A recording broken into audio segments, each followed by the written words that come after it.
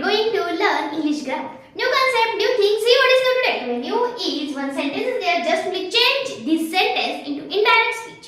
चला पाहूया वाक्य कसलं आहे आणि त्याचा इनडायरेक्ट स्पीच कसा करायचा. वाक्य आहे हे आज्ञार्थी वाक्य. बघा वाक्य काय आहे? Kindly wait said Sunil. एक आज्ञा केली आहे. या ठिकाणी तुम्हाला एक वर्ड वापरावा लागतो रिक्वेस्टेड. इनडायरेक्ट स्पीच करताना याच्यामध्ये एक वर्ड ऍड करायचा आहे, तो आहे रिक्वेस्टेड. तर कसा ऍड करायचा चला पाहूया. सेड सुनील आहे. सुनील सेड पासून सुरू करूया.